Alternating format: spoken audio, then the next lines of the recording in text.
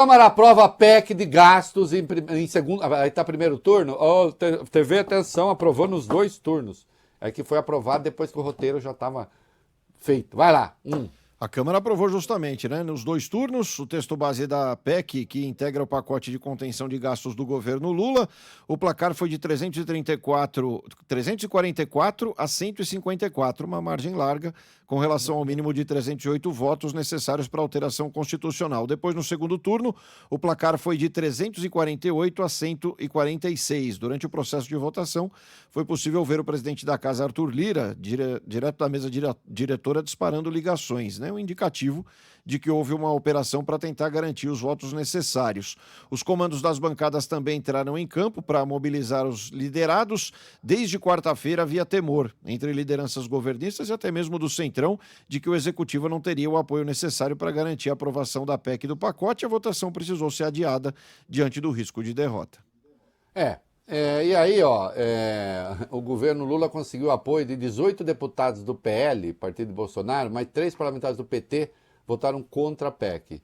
Rui Falcão, de São Paulo, Marcon, do Rio Grande do Sul, e Natália Bonavides, do Rio Grande do Norte, né? E aí tem alguns parlamentares do PL que votaram a favor, né? 18 do PL. União Brasil, 36 sim e 23 não. PP, 38 sim, 12 não. Republicanos, 39 sim, 3 não e 2 ausências. MDB, 36 sim e 6 não. PSD, 34 sim, 6 não e 2 ausentes. PDT, 17 sim. O pacote sofreu sim desidratação. Vai lá.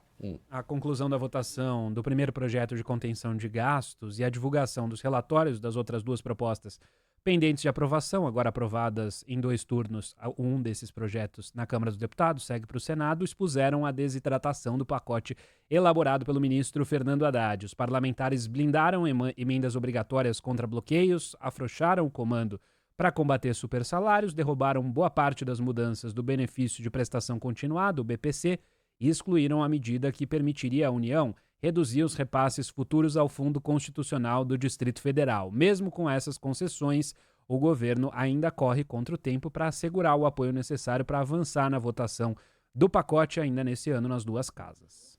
Isso, o governo estimava em 70 bilhões, né, economia, né, neste ano e no próximo, aí vamos ver quanto. E aí se precisar vai ter medida complementar, antes que os chiliquentos dos mercados comecem, vai ter medida complementar para, enfim, fazer a coisa avançar, fazer caber no arcabouço, né?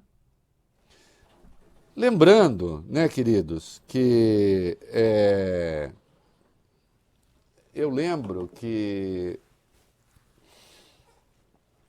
o Haddad lida com uma gente que é do balacobaco. Ele tem que conversar com o Congresso. Um Congresso que é movido a emendas. Um Congresso que é movido a emendas que hoje servem praticamente ao crime organizado. O que é uma coisa impressionante. Nós vamos tratar de tudo isso ainda, né? Sim, e quanto às emendas, deixa eu dizer, na proposta original, o governo tinha falado o seguinte: nós vamos bloquear 15% das emendas, se for preciso. Ou porque não tem arrecadação suficiente, ou porque gastou mais do que necessário. O que o Congresso fez? Falou, não, 15% de todas as emendas, não.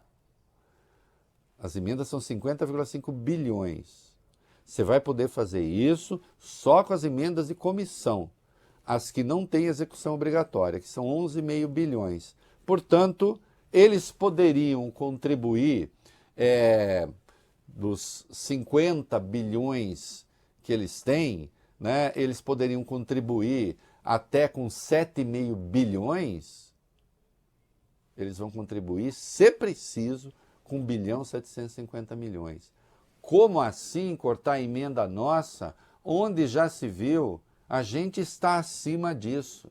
E aí vem aquele colunista, aquela colunista, essa gente, diz assim, basta o Lula querer e ele faz o corte necessário. Não, não basta. Deixe de ser picareta. É mentira. Não há corte possível de nada sem o Congresso concordar. E a gente vê que mesmo esse pacote que vocês criticaram, o Congresso vai lá e ainda fala, não pode ser bem assim, nós vamos dar um jeito.